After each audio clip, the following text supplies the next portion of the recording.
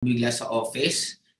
Una, salamat po ng sobra po sa mainit niyo pong pagtanggap po sa amin. Kasi actually overwhelming po na hindi po namin na-anticipate na ganito po kainit ang magiging pagtanggap po ninyo lahat sa amin. Kasi ang dami pong lumalapit sa amin from different networking companies. Actually, kanina may minute po kami coming from two networking company na nag-merge po yung seminar po nila kanina, and the same time, sobra po silang excited. Sa akin siguro, nasabi na rin naman nila Sir Miko, nila Sir George, ang magiging commitment po namin dito is makasama niyo po kami sa pagkuha niyo po ng mga pangarap niyo. And sabi ko nga, I'm very excited to start already in the office na tatao po ako doon para pwede ko pong maharap, makausap po ang mga grupo po ninyo.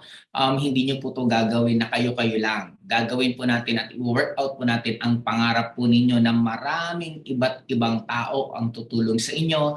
Hindi lang po kami pong mga founder, hindi lang po kami doon kasi marami po tayong mga i-hire ng mga iba't ibang tao para mas maging napakadali at napaka-convenient na lang po pag-network nyo. Kung meron man po na masasabi kami, sabi nga, parang ito napakasimple, ang Ascendra, kami po ang kapartner po ninyo para sa mas mabilis na pagbabago ng buhay ninyo. Kaya sa mga sumama, sobra-sobra pong salamat. Sisiguraduhin po namin na lahat po ng pinangarap ninyo na hindi nyo pa po natutupad, dito na po natin tutuparin dito po sa Ascendra.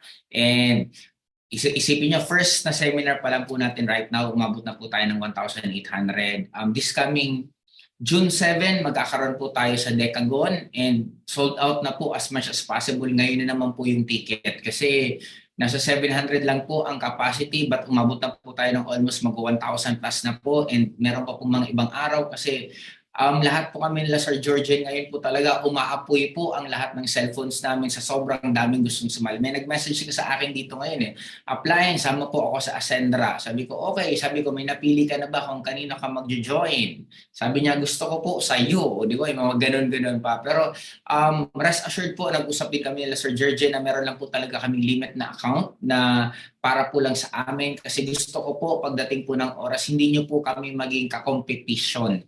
Bilang mga may-ari, actually mas trabaho po namin dapat lahat po ng mga mag-i-inquire sa mga susunod na buwan.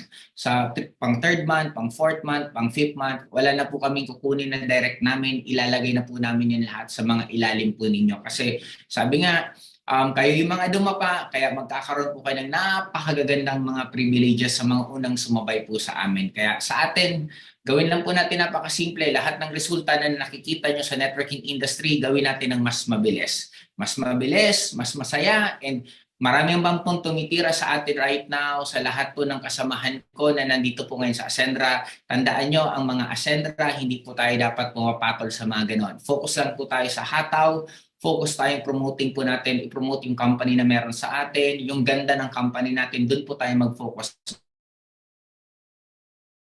Basta dapat tayo masaya, na yumayaman, na walang inaapakan ng ibang tao. Kaya ilan po muna sa akin. Thank you po sa pagmamahal. Thank you po sa pagtitiwala. Isa lang po ang masasabi po namin.